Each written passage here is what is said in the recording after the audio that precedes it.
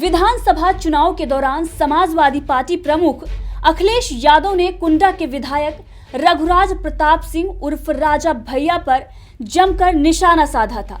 हालांकि कुंडा में राजा भैया का विजय रथ रोकने में समाजवादी पार्टी नाकाम रही।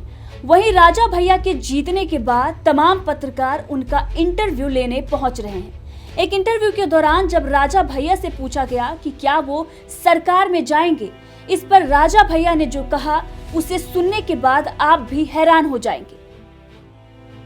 दरअसल इस पर राजा भैया ने कहा कि क्या करना है सरकार में जाकर, हम वैसे भी सरकार में हैं।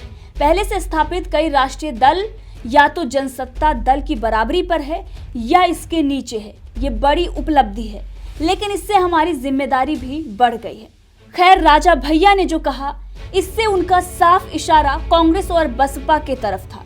वैसे भी राजा भैया की पार्टी की सीटें बसपा से ज्यादा है और कांग्रेस के बराबर है। इशारों इशारों में राजा भैया ने इसी बहाने इन दोनों दलों पर तंज भी कस दिया है। आपको बताते चले कि कुंडा विधानसभा सीट से विधायक राजा भैया की पार्टी जनसत्ता दल लोकतांत्रिक को 2 सीटें हासिल हुई हैं। भाजपा के वरिष्ठ नेता सतीश महाना के विधानसभा स्पीकर चुने जाने के दौरान प्रस्तावकों में राजा भैया का नाम भी शामिल था। वहीं विधानसभा में अपने संबोधन के दौरान भी इशारों इशारों में राजा भैया ने अखिलेश यादव पर तंज कसा था। विधानसभा चुनाव के दौरान अखिलेश यादव ने कुंडा में रैली को संबोधित करते हुए राजा भैया पर जमकर निशाना साधा था, जिसके बाद अखिलेश यादव के कुंडी लगाने वाले बयान पर राजा भैया ने भी पलटवार किया था। इसके बाद से राजा भैया कई बार समाजवादी पार्टी पर निशाना साधते नजर आए हैं। वहीं राजा भैया भाजपा को लेकर नरम दिखाई दे रहे हैं, जिसके बाद तरह तरह की अटकलें लगने लगी हैं। हालांकि राजा भैया ने एक बार फिर सरकार में शामिल होने की अटकलों को खारिज कर दिया है, लेकिन अपनी बातों से ये साफ इशारा दे दिया है कि योगी सरकार के लिए उनके दिल में एक सॉफ्ट कॉर्नर है। अभी कुछ दिन पहले ही राजा भैया ने विधानसभा अध्यक्ष को अपने अंदाज में बधाई दी थी और फिर सपा सुप्रीमो अखिलेश यादव पर कटाक्ष भी किया था। अखिलेश यादव ने विधानसभा अध्यक्ष को बधाई देते हुए आग्रह किया था कि सदन संचालित करते समय वो विपक्ष के नेताओं को भी बोलने का मौका दे। अखिलेश की इस बात पर राजा भैया ने अपने अंदाज में कटाक्ष किया। राजा भैया ने अखिलेश यादव पर क्या कटाक्ष किया, जाते जाते आपको इसी वीडियो के साथ छोड़ जाते हैं। देखने के बाद अपनी राय कमेंट बॉक्स में जरूर दीजिएगा। साथ ही ये भी बताइएगा कि सरकार में शामिल होने वाले सवाल पर राजा भैया का जवाब आपको कैसा लगा। जनसत्ता दल लोकतांत्रिक कुंवर रघुराज प्रताप सिंह जी राजा भैया। माननीय अध्यक्ष जी, बड़ी ही प्रसन्नता की बात है और आज हम सब लोगों के लिए बड़ा गौरवशाली दिन है। अध्यक्ष पद पर आप आसीन हैं। मैं नेता सदन, नेता प्रतिपक्ष, नेता कांग्रेस और अन्य सभी दलों के नेता जिन्होंने आपको शुभकामनाएं दी, उनसे अपने आप को संबद्ध करता हूं।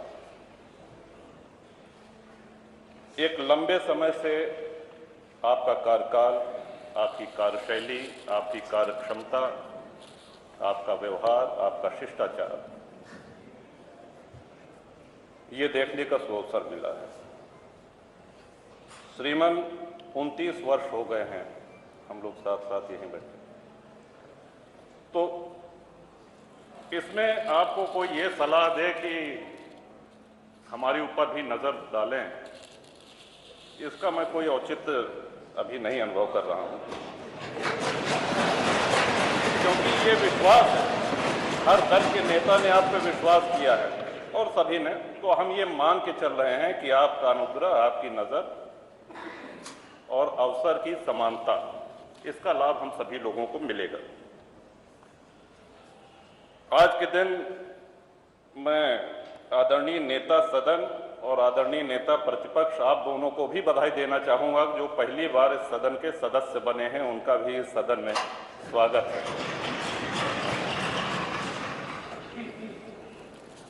श्रीमान, अगर दलीय ये पहला ध्यान आकर्षण समझ लीजिए कि हम आपका कर रहे हैं, सलाह देने लायक तो नहीं है, लेकिन अगर राजनीतिक दलों के ऊपर संख्यावार आप जाएं तो या तो आपके सहयोगी जीते हैं या तो आपके सहयोगी जीते हैं। तो कबीरदास जी का एक दोहा है कि चलती चक्की देख के दिया कबीरा रोए और दो पाटन के बीच में साबुत बचा न कोई। तो बड़ी छोटी सी संख्या जिसमें मुन्ना जी भी हैं, उमाशंकर जी भी हैं, जनसत्ता दल भी है, बहुत छोटी सी संख्या 5 सदस्यों की है। तो इधर भी आपकी कृपा दृष्टि रहे, इधर भी ध्यान आकर्षण रहे, यही मैं कहना चाहता हूं। और एक बार फिर इस गरिमामय पद के लिए आप सर्वथा उपयुक्त हैं, इसमें कोई दो राय नहीं है। हम सभी लोगों का पूरा विश्वास है, हम सभी लोगों का ये दृढ़ विश्वास है कि एक गौरवमयी कार्यकाल का शुभारंभ आज से हो रहा है। इन्हीं शब्दों के साथ एक बार पुनः हृदय से धन्यवाद। माननीय नेता बहुजन समाज पार्टी श्री उमाशंकर सिंह। माननीय अध्यक्ष जी, मैं आपका बहुत बहुत आभार व्यक्त कर रहा हूं और आपको बधाई देता हूं और अपने आप को मैं खुशनसीब भी समझता हूं शांति से सुनिए सब लोग कि आपके चयन में कहीं मेरा भी योगदान रहा है प्रस्तावक के रूप में।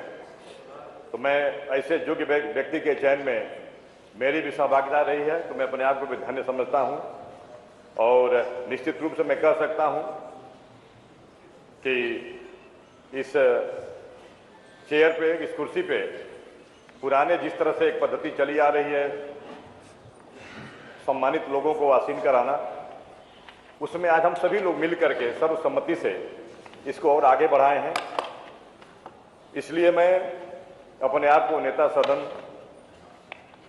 माननीय मुख्यमंत्री जी से, नेता विरोधी दल समाजवादी पार्टी एवं हमारे अन्य जितने दलीय नेता हैं, मैं उससे अपने आप को संबद्ध करता हूं, क्योंकि हम लोग के बड़े भैया राजा भैया ने इस बात को इंगित किया है और मुझे लगा है कि सदन इस बात पे हंसा भी है जब मैं अकेले खड़ा हुआ हूं।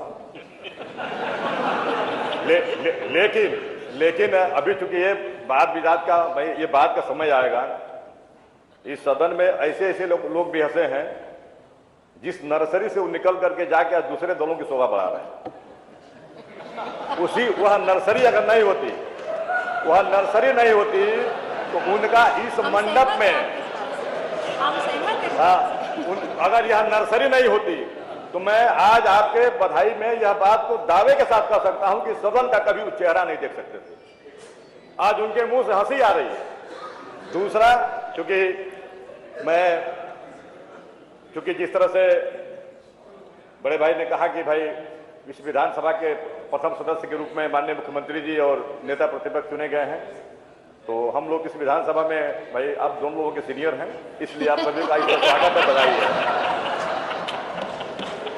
रह गए माननीय अध्यक्ष जी विपक्ष की बात, तो मुझे वो दिन याद है जब 2012 में नेता प्रतिपक्ष उधर बैठते थे, हम सब आपके साथ इधर बैठते थे और उस समय बहुत ही वरिष्ठ और सूझबूझ वाले जो अध्यक्ष माता प्रसाद पांडे जी उस चेयर पे आसीन थे। हम लोग देखे थे जब हम लोग शुरू में जब आए थे हाउस में, और हम लोगों के बीच में नहीं है स्वर्गीय हुकुम सिंह जी, अब इस सदन के सदस्य भी नहीं रह गए माननीय प्रमोद तिवारी जी। ये पहले गैलरियां बंद हुआ करती थी विपक्ष की तरफ की, और केवल इसलिए कि कोई बेल में न जाने पाए। हम लोग उधर नेता प्रतिपक्ष की तरफ हम लोग पीछे बैठते थे। एक ऐसा इशू आया कि हम लोग जो बहुजन समाज पार्टी के थे लोग, वो गैलरी खुली थी, हम लोग पहले बेल में आ गए। और मुझे ये दिन याद है, आपका भी फोटो रखा हूं, आप सब और माननीय हुकुम सिंह जी जो नहीं हमारे बीच में, ये जो गैलरी बंद थी इसको ढांक रहे थे, उसमें कहीं पैर उलझ गया।